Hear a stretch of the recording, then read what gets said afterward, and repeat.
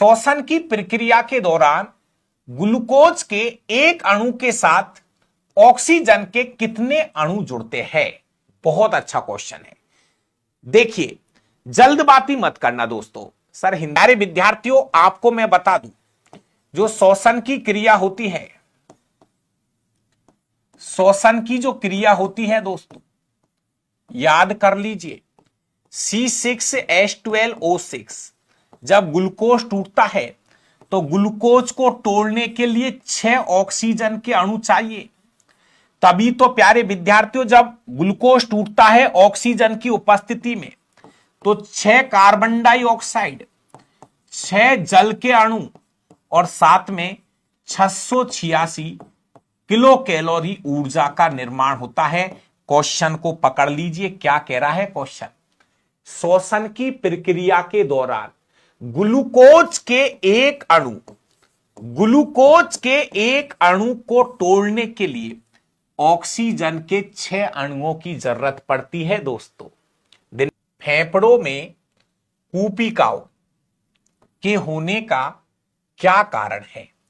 मेरे प्यारे विद्यार्थियों, हमारे जो फेफड़े होते हैं, मनुष्य में एक जोड़ी लंग्स या फेफड़े पाए जाते हैं और इन कूपिकाओं में ऐसे गुब्बारे जैसी संरचनाएं पाई जाती है जिनको कूपिकाएं कहते हैं।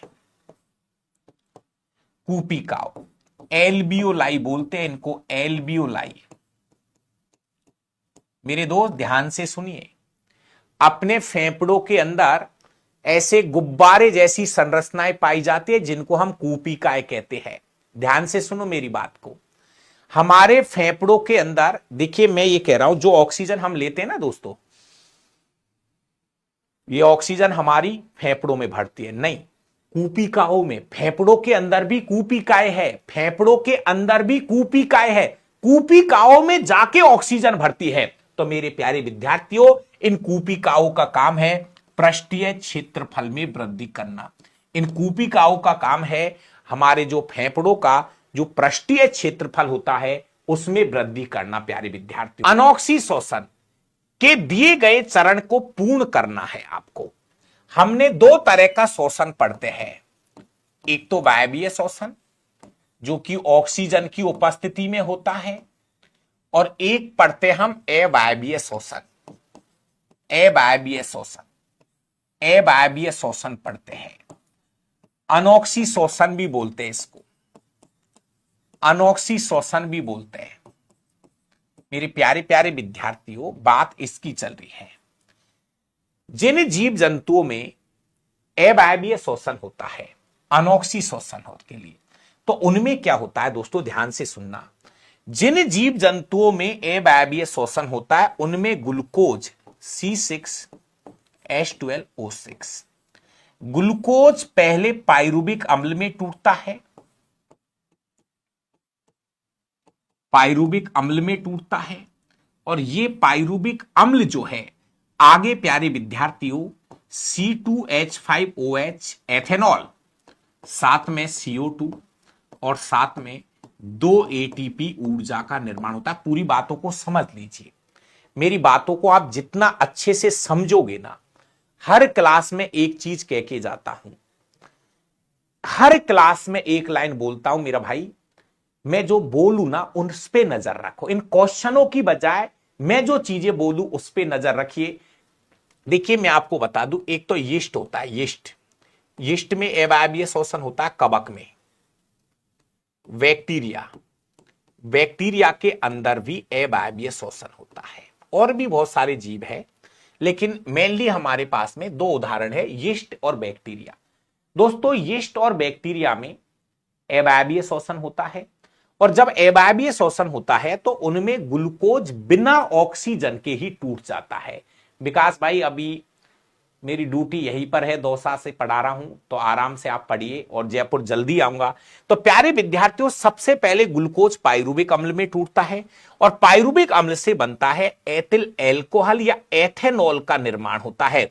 तो प्यारे विद्यार्थियों, जिन जीव जंतुओं में अवायवीय श्वसन होता है, जिन जीव जंतुओं में अवायवीय श्वसन होता है, उनमें एक ग्लूकोज का अणु टूटता है, एक ग्लूकोज का अणु जब टूटता है तब प्यारे विद्यार्थियों एथिल अल्कोहल बनता है, CO2 बनता है और साथ में 2 ATP ऊर्जा का निर्माण होता है। एक लाइन को सुनिए, जिन जीव जंतुओं में अवायवीय श्वसन होता है उनमें एक ग्लूकोज के अणु के टूटने पर 2 ATP ऊर्जा बनती है। एक ग्लूकोज का अणु जब टूटता है तो 2 ATP ऊर्जा का निर्माण होता है। दोस्तों अगला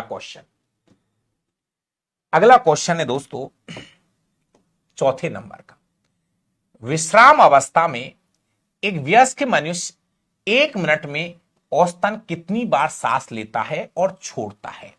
प्यारे प्यारे विद्यार्थियों, एक सामान्य व्यक्ति है, नॉर्मली एक सामान्य व्यक्ति 1 मिनट में लगभग, देखो आपको मैं बताऊं, मैं भी सोचता हूं कि 12 से 15 सही होना चाहिए, लेकिन प्यारे विद्यार्थियों आपको डेट बताता हूं मैं, मेरी बात को सुनो, आपको डेट बताता हूं मैं। RRB group D 2022, 26/9/2022, 26/9/2022 group D का पेपर है, उसमें यह क्वेश्चन पूछा है और प्यारे विद्यार्थियों हमारी किताबों में भी इसका राइट उत्तर जो मिलेगा वो 15 से 18 बार मिलेगा। 15 से 18 बार उत्तर देना है। यह पूछा हुआ क्वेश्चन है, डेट बता रहा हूं, इसलिए प्लीज आगे भी थोड़ा ध्यान रखना, आपको इसका सही जवाब 15 से 18 बार ही करना है। नॉर्मली एक सामान्य व्यक्ति सांस लेने और छोड़ने में 1 मिनट में 15 से 18 बार श्वसन की क्रिया करता है। वैसे तो देखो डाटा तो यह कहता है, सही डाटा तो यह कहता है कि एक श्वसन की क्रिया में 5 सेकंड का समय लगता है।